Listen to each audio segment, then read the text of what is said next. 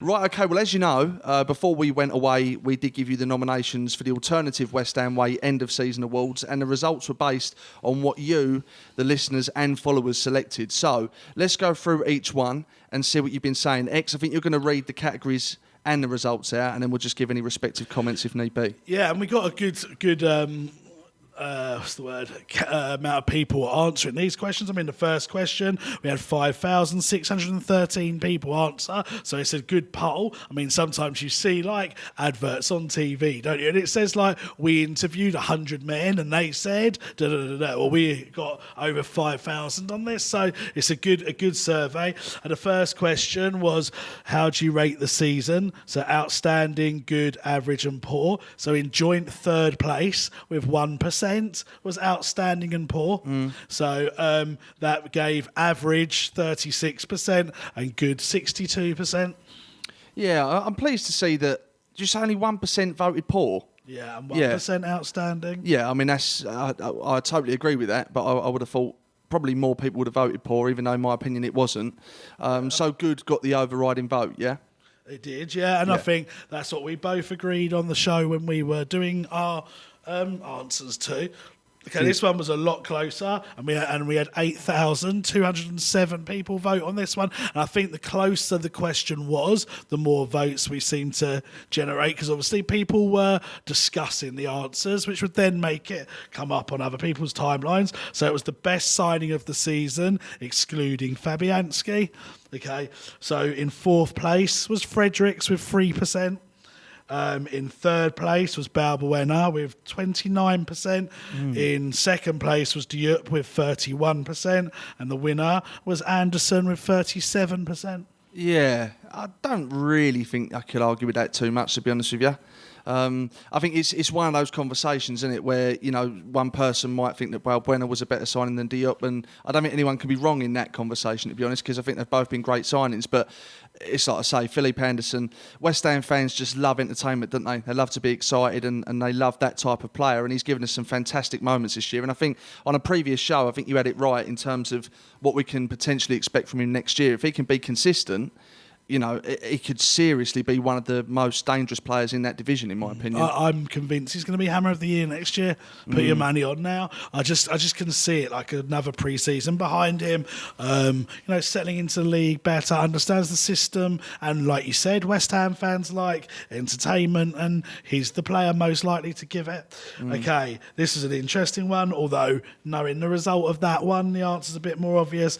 This one had 5,327 votes, and it was Hammer of the Year, third place. So we took Fabianski and Rice out of it. In fourth place was Balbuena with 15%. Third place, Antonio, 18%. Second place, Diop, 22%. And then Anderson with 45%. So we can officially confirm that Hammer of the Year was Fabianski. Runner-up was Rice. Third place is Anderson. Have you got a little trophy for him or anything like that? I'm going around his house later to watch the England game. And so am I, actually. Are you? Yeah. Oh. He didn't say anything, actually. Well, he told me that you'd gate crashed again, and I said, he's always bloody doing this. Mate, he's trying to play us off because he said that he'd do anything to avoid you coming over, actually. Really? Okay. So it's a strange one now. He's a funny fella, isn't he? I don't know if we lost in translation somewhere, but possibly. He definitely said something negative about you. I know that much. He asked me to bring round some salsa, so I'm doing that. He asked me to dance salsa with him, actually. So, yeah. He obviously prefers you to me then. That's a bit of a shame. Right, moving on. I wish I hadn't voted for you now, Anderson.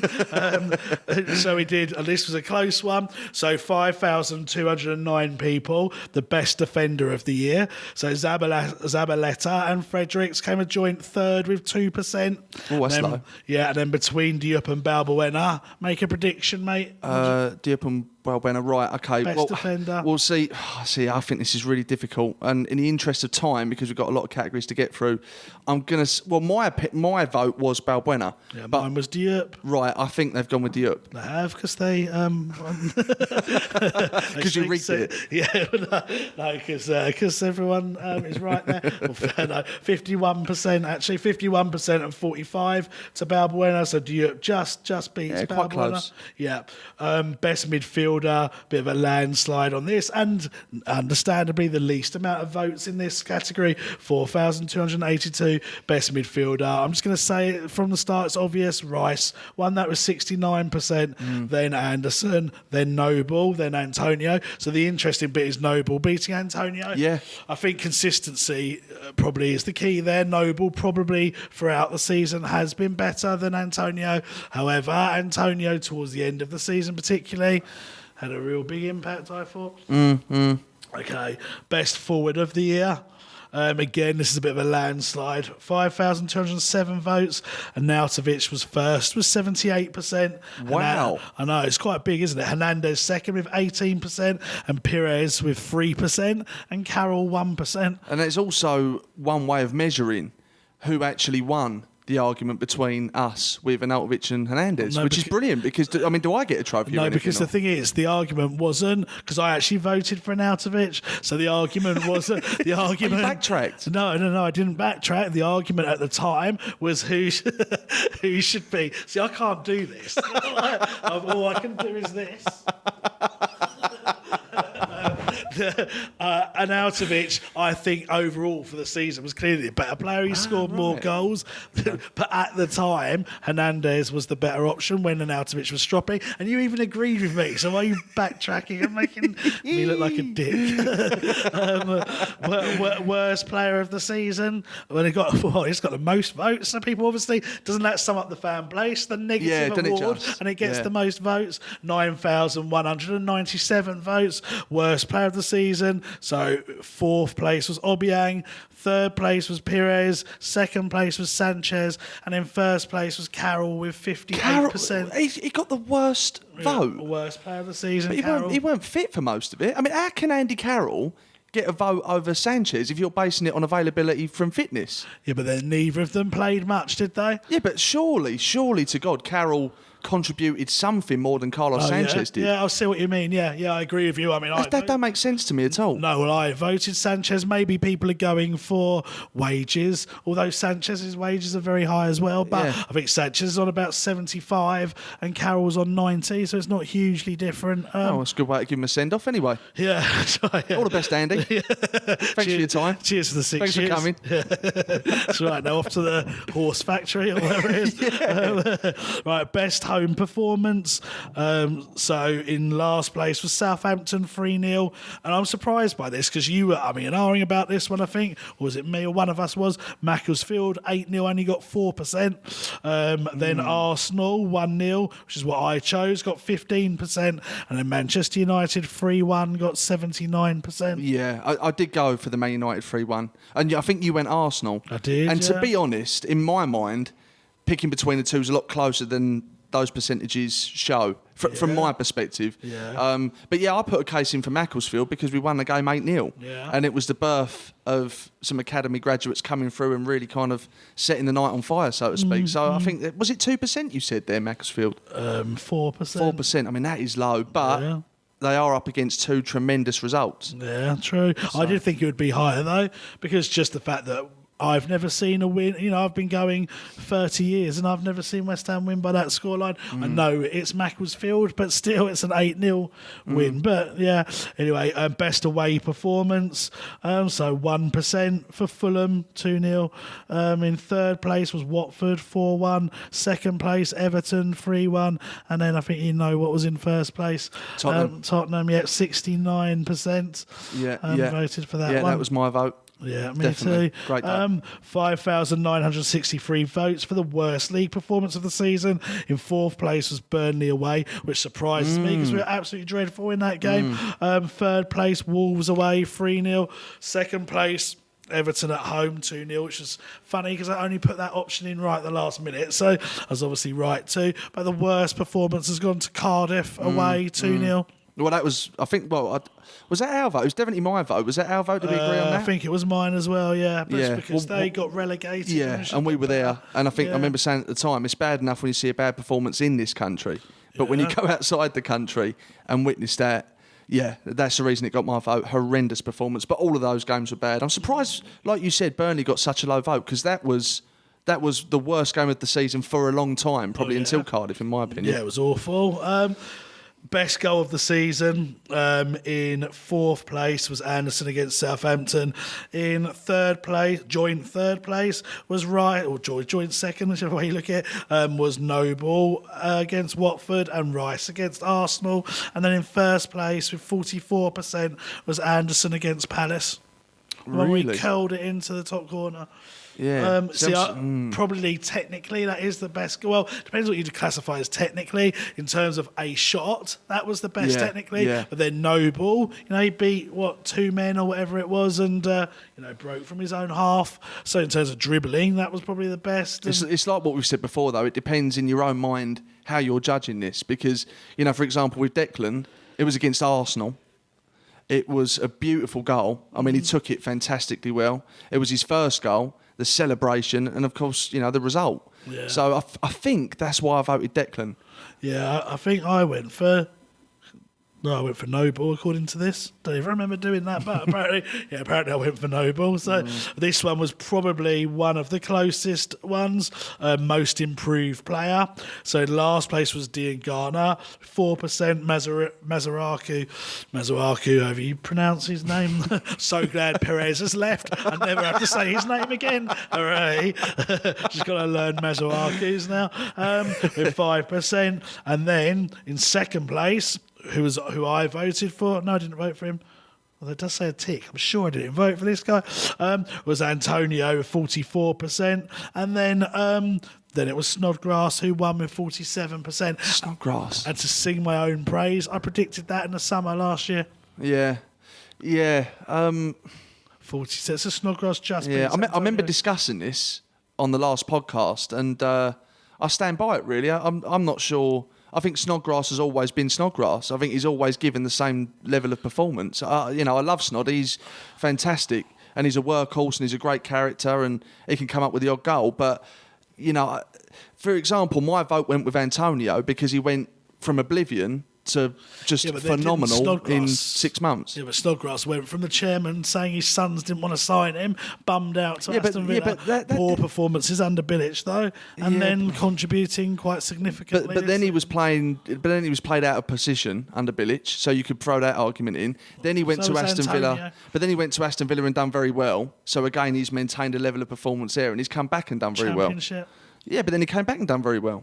So I mean, at what point did he need improving? I mean, he had a few bad games, but I think you can put that down to Bilic and his tactics with Snodgrass and the whole politics around how the chairman were dealing with it from a PR perspective. I don't know. I'm not saying I don't understand how he's won it, but I am surprised that he's won it over Antonio, in my opinion. Okay, fair enough. Sorry, I just got a random text message from someone there. Not West Ham related, so we shall move on. Biggest disappointment, 5,184 voted. Injuries to key players got 9%.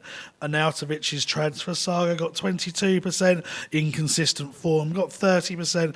And then cup performances got 39%. Yeah, to be honest, if you'd have asked me to rank them in order, I think that's what I'd have said. Okay, yeah, I think I probably would have as well. Most memorable off-the-pitch West Ham moment. And I'd just like to say, before I read this, a number of people said that we should have put all the work for Isla as an option for that. But Isla should get 100% in any award. So I deliberately didn't put her in that because she deserves her own award for bravery, courage, whatever you want. Almost like a special achievement. Yeah, special achievement award. So we'll announce that she is the winner of that, and as are the people that have fundraised for her. Speaking of which, before I forget, if you have a look at, I think it's Sean Wetson's donated. Oh no, I've logged myself out of the Twitter now. That was stupid. Sean Wetson's donated the remote control for the scoreboard at Upton Park for a charity auction. I think he said it was up to £85. You've got to email Hammers Chat, I think Gio at Hammers Chat to bid, but please do that, or contact Gio to launch a bid, because it's a great bit of memorabilia and all money goes to Isla. Glad I remembered that. Most memorable off Field moment. Off the West Ham pitch moment. Last was the stadium capacity increase of 2%. I'm kind of glad because that was an option I just kind of threw in there because I couldn't think of four options. Disappointingly for you, carpet installation came third. It's a farce. With 14%. What's wrong with people? I think you've traumatised them over all your images of like wanking off in it and various other things that you've said. You're swearing tonight, X, I have to say. I've had a bad day. Shocking. I know. I'm going to apologise to the listeners, to Paul. I have had a bad day swearing. But it means I can swear now and I'll get away with it. Why don't you try and take the moral high ground? I don't know what that means, mate, to be honest with you. and be the better man. But yeah, I think I'll never look at a piece of carpet the same way, having seen your fascination with it. Does it nice, though? In fairness, it does. And I've already wanked over. I mean, in second place was Rice's England debut for 38%. I think Rice is playing today against Holland, so we were starting the game. So we want to wrap this up quickly so we can go and watch the man. But the winning thing was the opening of the Bond stand, 46%. Yeah, right and all. So yeah, senior player you'd most like to give a chance to, and you can't do it now because the winner's been sold. But last place was Byron, then Hugo, then Oxford, and there was 74% was Fernandez. But unfortunately, as you all know, he has gone to Germany. I don't think you had much competition in that poll, though, to be honest with you. No, unless you got Oxford. Actually, with the right attitude, maybe. I'm but fed yeah, up with him. I just want to get rid of him, to be honest with you. I think he'll be going soon. Actually, remind me to say that in my sections. I haven't written it down. Senior player you missed the most. Quinner got 1%, but I bet in a few years' time it'll be a lot higher. Kiate 10%, Mario 28%, and Collins 61%. Yeah, well, I agree with that. I'm surprised Kiati got 10% because I don't see what he could have added to our team at all since he's gone. And I think a fit Kiate, an on-form Kiate is what we're missing this year. Yeah, I don't think that exists anymore, though, does it? I think the horse has bolted in that respect. I mean, he was awful at West Ham towards the end of the time here. Yeah, I mean, I don't know how he's done for Palace. I don't actually. No, he's been on the bench quite a few times, I seem to think, when I've been I'm watching. not surprised. Yeah. Young talent you want to see in the first team. Joint third place, Johnson and Brown with 10%. Second place, Silva, 21%. And the clear winner, which I agree with, is Nathan Holland, 59%. I think it's interesting that Silva comes second, though. And I honestly think that's because he's a forward.